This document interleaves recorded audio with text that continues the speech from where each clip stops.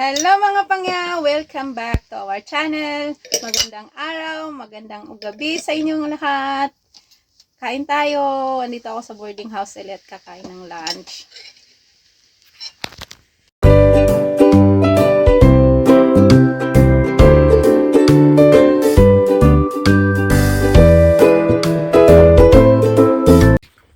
Ayan yung ulam namin. Pritong galunggong.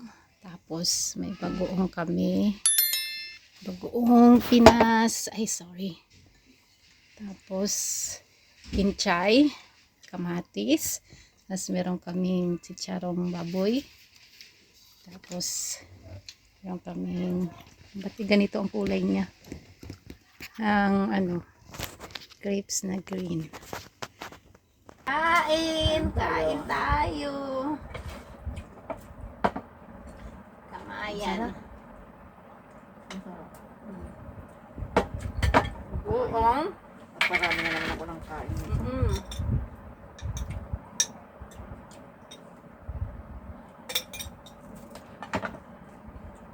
Sarap ng Nice. ginagawa. Itong galunggong. Galunggong kami. Tapos may kamatis. Chicharon. Sarap. Hindi na kayo kumain. Kumakain ba kayo nito? Damo. Kinchay.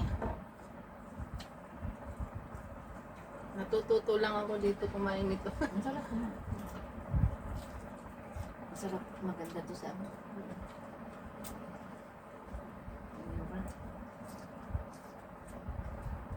Yung nasabi ng amo ko dati. Mga Thailand? Ano. Mga Thailander, kinakain nyo na ganyan. Diba? Mabango lang kasi. Ang sarap lang. Pampahaba to ng buhay. Tingnan mo yung mga Chinese. Maabot ng 100 plus ang taon. Malakas pa. Mga 60 years old dito, nag-hiking pa. Ayaw nga. 70 years old. Ano nila? Pag nag-hiking ako, doon ko na magugulat ako. Wala, ang tatandaan na nila. Pero Oo, lalakas pa na. Grabe. Lakas nila.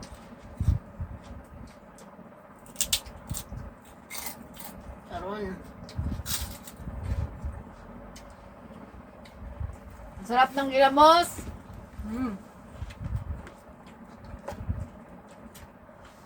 Naubos yata namin ang kanin. Nagtakal ba yan? Ngayon, makubos natin yan. Ano lang yan? Tatlo yan at kalahati. Dalawa lang kami kasi yung mga kasama namin, gagalak. Tatlo kalahati. Namamasyal sila. Kasi yung iba naman, nag-overtime.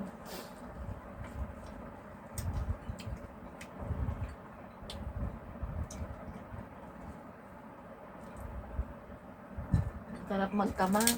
Mm. Lalo pag ganito yung mga ulam. Pinoy na Pinoy. Talaga pag isda, hindi ko pinagpapalit sa karne. Ako rin. Sa bahay, lagi karne. May seafoods naman, kaso hipon. May mga taba-taba din. Hindi rin maganda minsan.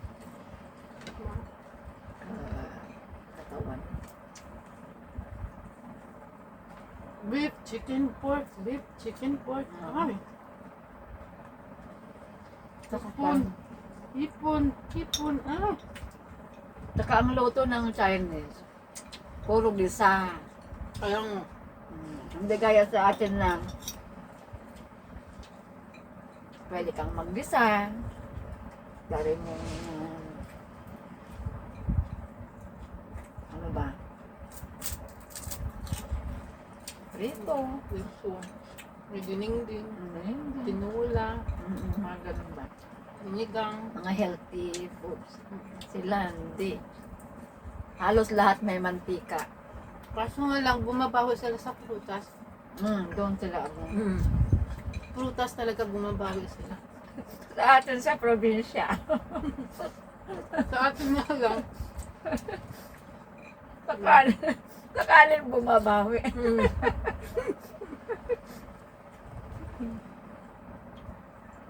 Puro kanin.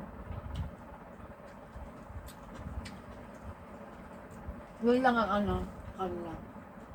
Prutas. Marami silang ano, nakain na prutas. Sa atin kasi, isa lang. Kasi, kung ano lang yung afford natin. Mahal ka siyang Mahal prutas. kasi. Bakit ba sa Pinas ang mahal ng prutas? Pero pag malubang ang bakuran mo, Mm-hmm. pagkaroon ka. Yun naman, doon naman ang maganda. Pero pag doon ka sa city, sa atin, sa Pinas, yun, bibilihin mo lahat. Kahit talbos dun eh. Nabili ko. Kaya mo, Malunggay. Bilang pulato lang. bukano na ka mo.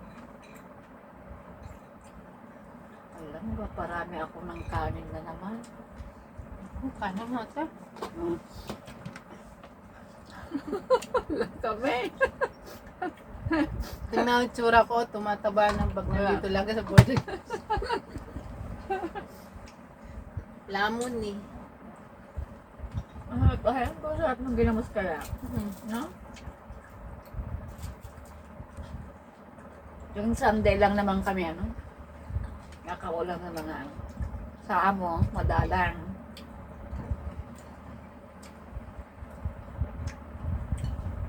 Puro mga ano yan. Pag Sunday, unlimited Noodles. kami, unlimited rice. Oo. Noodles.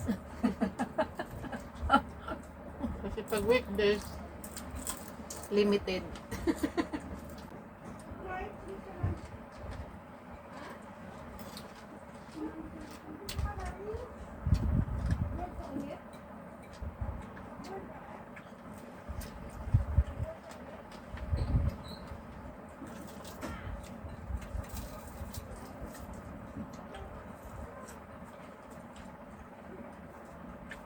Wala ko kasama sina Ping, sina Ana, sa Tidula. Ano ko si Julia sa magpunta? Iba yan. Nagkukuskus ka nung diba? Iba yan ang lakad niya eh.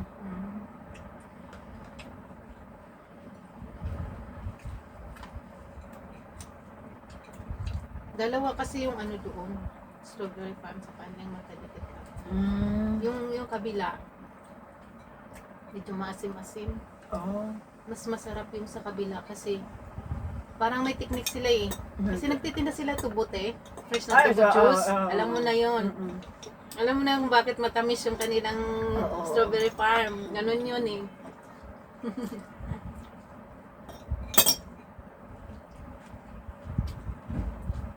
Na malasarap yung strawberry nila. Sabi ko, alam ko na. Sabi nila, bakit? Nagtitinda silang tubo. Kanin pa ako. Walang diet pag dito sa boarding. Nagtanim sila, sinamahan nila yung tubo. Tuubos natin ito pa. Wala pala. Ayan naman. Kuha ka, ang dami sabi. Dapat kumuha ka isang bowl tapos pinalitan mo ng isda. Ba? Kaya. Partner din sila. Nagsasayang ka pa ng gas? Ganun din yun. Kaan pa ako, bahala kayo dyan. Pusok pak Mike. Talaga mo naman ano yan. Bahala ka Basta ako nagugutom talaga tayo.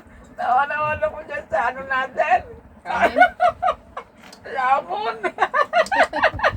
Lamon talaga kami dalawa. Nakakaya no? Dalawa lang kami, maubos namin yung kanin. Tatlong kalahati yung ano niluto ko.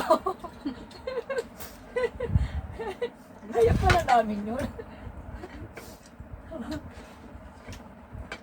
Nagulat ako, buti dito na lang.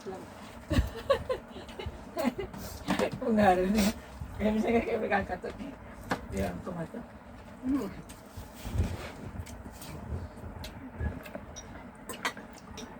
Di ba naman kumatok? Nasaan ni Ate Grace? Hindi. Burgers din ang sila atin. Pero, gusto rin natin ang burgers. Umipat lang ka doon. Ayaw niya. Gusto mo walang samay lang. Magte-test. Tapos kami dalawa.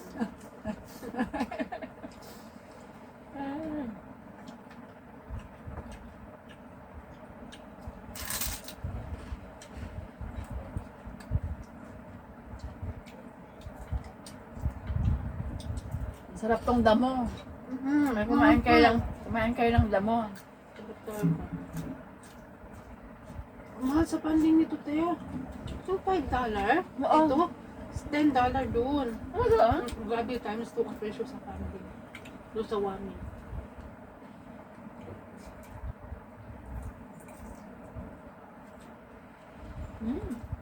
Sarap. Kain ka pa, Teo.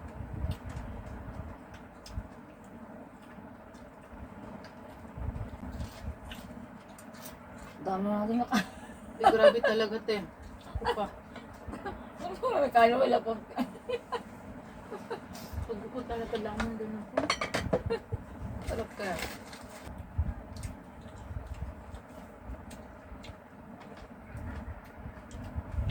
Kain.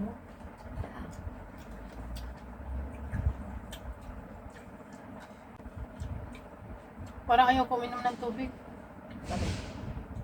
Ihingalin sa busog. Konti lang inom mo, di mo inom na. Kaya hindi lahat ng amo maganda. Akala nyo lang maganda ang nag-abroad. Ay, naku, hirap ng buhay. Pag hindi nyo naranasan, hindi nyo masasabi yung mga sinasabi namin. Ang alam nyo kasi maraming pera kaming mga OFW. Pag walang trabaho, nga, matay ang pamilya sa Pinas. Tama. Oo, totoo yan. Bumili ako by Jessic tsaka Decolgin ngayon sa Philippine store. Sabi ko, "Te, may Decolgin." Sabi niya, magkano? 6, sabi. Ang mahal naman. Sabi niya, ay bay, bumili ka na kaysa magkasakit ka. Bawal magkasakit dito. Ako, ang tawag niya, ma-paralyze ang mga tao sa Pinas. Pinas. Hindi makakatanggap ng pera. Totoo yan. Kailangan, dito sa abroad, Ma-paralyze daw. kailangan mong alagaan yung sarili mo talaga. Hindi gaya doon dyan sa Pilipinas na nagkasakit ka, wala lang, sige lang, kahilata. Dito, hindi. Hindi talaga. Talagang Kailangan tambahan. magtrabaho ka. Hindi pwedeng, masakit yung ulo ko, ma'am. Hindi mo pwedeng sabihin yun. At ikaw din ang gagawa lahat. Hindi pwede kasi ang mindset ng mga incheck, katulong kita, binabayaran kita, magtrabaho ka. Ganun ang iba. Pero meron naman yung maganda ang ugali. Hindi naman lahat. Kala nyo lang, maganda ang mag-abroad. Bye-bye na tayo. Bye! Bye-bye! See you Kwentuhan on tayo my again. next video. Bye-bye mga pangyaw!